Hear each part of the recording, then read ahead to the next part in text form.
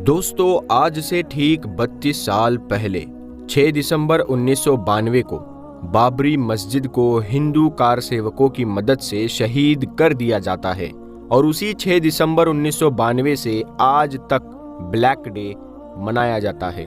और उस दिन जितने भी लोग बाबरी मस्जिद को शहीद करने में मौजूद थे, वो सभी लोग 6 दिसंबर को शौर्य दिन कहकर पुकारते हैं और वो गर्व महसूस करते हैं। और उन्हीं बाबरी मस्जिद को शहीद करने वाले लोगों में शामिल थे बलबीर सिंह राजपूत और योगेंद्र पाल और शिव प्रसाद। ये लोग भी उस दिन बाबरी को शहीद करके खुशियां मना रहे थे। लेकिन अचानक होता ये है कि ये तीनों लोग धर्म परिवर्तन कर लेते हैं, यानी इस्लाम कबूल कर लेते हैं। अपना धर्म परिवर्तन करके बलबीर सिंह राजपूत अपना नाम बदलकर मोहम्मद आमिर रख लेते हैं और उनके दोस्त योगेंद्र पाल अपना नाम बदलकर मोहम्मद उमर रख लेते हैं। और बहुत ही एक बड़े जो नेता थे वो भी अपना नाम शिव प्रसाद से बदलकर मोहम्मद मुस्तफ़ा रख लेते हैं।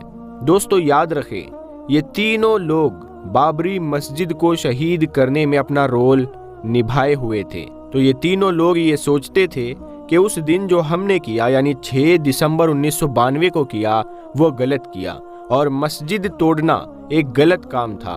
भगवान का घर था, वो अल्लाह का घर था। और इसके बाद से इसमें से 2 लोग ये जिम्मेदारी लेते हैं कि हम आने वाले वक्त में कम से कम 100 मस्जिदों को बनाएंगे, या जो खराब हो चुकी है उनकी मरम्मत कराएंगे या नई मस्जिदों का निर्माण कराएंगे। दोस्तों, क्या है ये पूरी कहानी? आज मैं 32 साल बाद आपको सुना रहा हूँ, जब सुप्रीम कोर्ट के फैसले से राम मंदिर का निर्माण हो चुका है। लेकिन इस कहानी को समझने के लिए 32 साल पीछे जाना पड़ेगा। कैसे शिव प्रसाद जो मोहम्मद मुस्तफ़ा बन जाते हैं और बलबीर कैसे मोहम्मद आमिर बन जाते हैं और योगेंद्र पाल कैसे मोहम्मद उमर बन जाते हैं। इन तीनों लोगों में से सबसे दिलचस्प कहानी अगर किसी की है तो वो है बलबीर सिंह राजपूत की। चलिए शुरू करते हैं बलबीर से मोहम्मद आमिर बनने तक की कहानी क्या थी। ये कहानी सिर्फ कहानी नहीं है, हकीकत है। आप किसी भी न्यूज आर्टिकल में देखें तो पता चल जाएगा बलबीर सिंह राजपूत से मोहम्मद आमिर बनने की कहानी। 2017 में सबसे पहला इंटरव्यू आता है जो मुंबई मिरर को दिया जाता है और मुंबई मिरर में बलबीर सिंह राजपूत बताते हैं, जो अब मोहम्मद आमिर बन चुके हैं, जिन्होंने अब तक लगभग 100 से ज्यादा पुरानी मस्जिदों को ठीक कराया है और नई मस्जिदें तामीर करवाई है। इनकी फोटो जो है यहाँ पर सामने आपको दिख रही होगी। ये बलबीर सिंह राजपूत बताते हैं कि उनकी पैदाइश पानीपत के एक छोटे गांव में हुई थी। उनके पिता का नाम दौलत राम था। वो स्कूल के टीचर थे, सरकारी शिक्षक थे। बलबीर बताते हैं कि वो मोहम्मद आमिर बनने से पहले हिंदू राजपूत परिवार से आते थे, मतलब ये राजपूत थे। दोस्तों, आमिर ही बलबीर है तो कंफ्यूज मत होइएगा। मोहम्मद आमिर बताते हैं कि उनके पिता दौलत राम एक सच्चे गांधीवादी थे और उन्होंने भारतीय विभाजन को बड़े ध्यान से देखा था।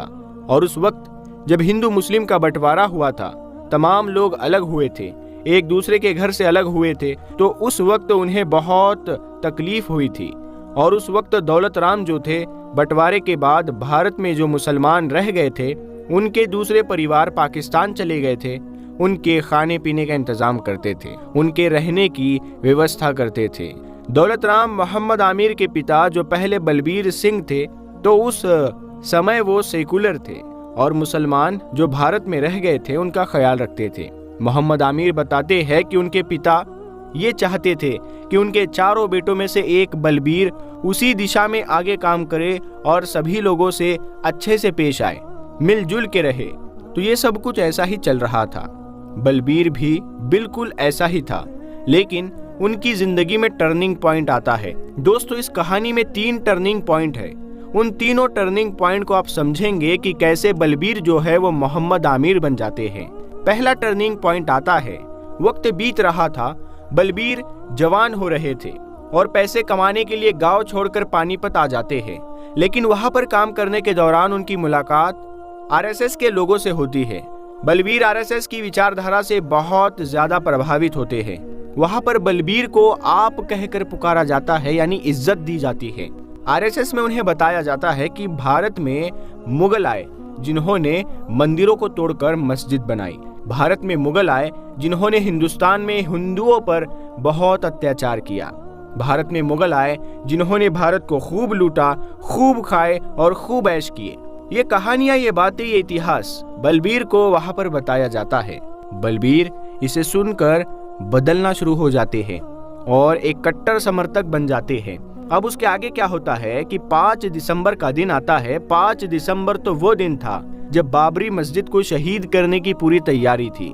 उसके बाद से बलबीर जो है वो अपने दोस्त योगेंद्र पाल के साथ अयोध्या आ जाते हैं। इनका सिर्फ एक मकसद रहता है कि मुसलमानों ने जो अत्याचार किया है, बाबरी बनाई है, उस बाबरी मस्जिद को शहीद कर देना है। और अब दिन आता है 6 दिसंबर का। 6 तारीख को कुदाल और फावड़ा लेकर बलबीर जो है वो बाबरी मस्जिद के गुंबद पर चढ़ जाते हैं अपने दोस्त योगेंद्र पाल के साथ और बाबरी मस्जिद को शहीद कर देते हैं। और उसके बाद से वो शौर्य दिवस मनाने लगते हैं। उनकी सोच अभी भी उसी तरह की कट्टर थी। उसके बाद से वो पानीपत आते हैं। पानीपत में उनका वेलकम किसी हीरो की तरह होता है कि बाबरी तोड़ने वाला बलबीर आया है और बलबीर सिंह ने बाबरी तोड़ी है और सबसे ऊंचे वाले गुंबद को बलबीर ने ही तोड़ा है। तो उनका स्वागत होता है। लेकिन अब आता है कहानी में दूसरा टर्निंग पॉइंट। बहुत ध्यान से सुनिए। बलबीर जब शौर्य दिवस मनाते हैं, मोहल्ले में उनका स्वागत होता है। बलबीर अपने घर पहुंचते हैं अपने पिता के सामने, और जब उनके पिता देखते हैं तो उनसे नजरें हटा लेते हैं और कहते हैं कि तुम इस घर से निकल जाओ, तुमने बहुत गलत काम किया है। और उसके बाद से उनके पिता उन्हें घर से निकाल देते हैं। बलबीर की बीवी भी उस वक्त उनका साथ नहीं देती है और बलबीर को घर छोड़ना पड़ता है। और इससे बलबीर निराश हो जाते हैं कि जो काम करके मैं आया हूँ उसकी वजह से मेरा परिवार मुझसे टूट गया। मुझे अपने ही परिवार वालों ने घर से बाहर निकाल दिया, क्योंकि बलबीर के पिता दौलत राम जो थे वो सेकुलर थे और मैंने शुरुआत में ही बताया था वो गांधीवादी व्यक्ति थे। उसके बाद बलबीर के पिता उन्हें घर से निकाल देते हैं और उसके बाद से आता है कहानी का तीसरा टर्निंग पॉइंट। अब बलबीर पानीपत जाकर रहने लगते हैं क्योंकि उन्हें अब घर से निकाल दिया था। वो घर से जब निकल जाते हैं तो एक फैक्ट्री में, कंपनी में काम करने के लिए जाते हैं। तो उनकी मुलाकात होती है उनके दोस्त योगेंद्र से, जो उनके साथ बाबरी मस्जिद को शहीद करने के लिए गया हुआ था। योगेंद्र पाल से मुलाकात होती है और योगेंद्र पाल जो है तब तक मोहम्मद उमर बन चुके थे, यानी वो मुसलमान हो चुके थे। तो ये देखकर बलबीर के पैरों के नीचे से जमीन खिसक जाती है कि जो आदमी बाबरी मस्जिद तोड़ने गया था मेरे साथ, वो मुसलमान बन गया, मोहम्मद उमर बन गया है। इस घटना के करीब 6 महीने बाद 1993 में बलबीर भी सोनीपत में उसी मोहम्मद उमर के साथ सोनीपत के मौलाना कलीम सिद्दीकी के पास जाते हैं, जिन्होंने योगेंद्र का धर्म परिवर्तन कराया था। और इनके पास पहुंचते हैं और कहते हैं, मैं भी पश्चाताप करना चाहता हूँ, मैं भी अपना धर्म बदलकर इस्लाम में आना चाहता हूँ। तो मौलाना ने उन्हें कहा, पहले तुम इस्लाम को समझो, 6 महीने मदरसे में गुजारो। तो दोस्तों, कुछ महीने में बलबीर का दिल इस्लाम के लिए तड़पने लगता है, यानी इस्लाम से वो मोहब्बत करने लगते हैं। तो 6 महीने मदरसे में गुजारने के बाद बलबीर का नाम भी बदल जाता है और उनका नाम हो जाता है मोहम्मद आमिर। और योगेंद्र पाल जो उनके दोस्त थे वो पहले ही मोहम्मद उमर बन गए थे। तो ये वाकया जो हुआ है, उन्हें लगता है कि बाबरी मस्जिद जो है उन्होंने तोड़ी है और इसका जो उन्हें पश्चाताप करना है, और इसी वजह से वो बन जाते हैं मोहम्मद आमिर।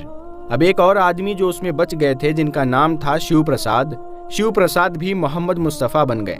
फिलहाल ये घटना 32 साल पुरानी थी। ये घटना इतिहास के पन्नों में दबी हुई है और जब जब 6 दिसंबर का जिक्र आता है, ऐसी तमाम कहानियां निकल करके सामने आती है। दोस्तों, ये भारत है और इसमें हिंदू, मुस्लिम, सिख, ईसाई सभी लोग रहते हैं और सब लोग एक साथ हंसी खुशी मिलजुल कर रहते हैं। लेकिन कुछ लोग ऐसे होते हैं, कुछ पॉलिटिशियंस ऐसे होते हैं, कुछ लोग अपने फायदे के लिए मंदिर मस्जिद करते रहते हैं। और आज के वक्त में भी देश में तमाम मंदिर मस्जिद का मुद्दा चल रहा है। फिलहाल इस कहानी को आप किस नज़रिए से देखते हैं, आप मुझे कमेंट बॉक्स में ज़रूर बताइएगा। अपना बेहद ख्याल रखिएगा। बहुत बहुत शुक्रिया।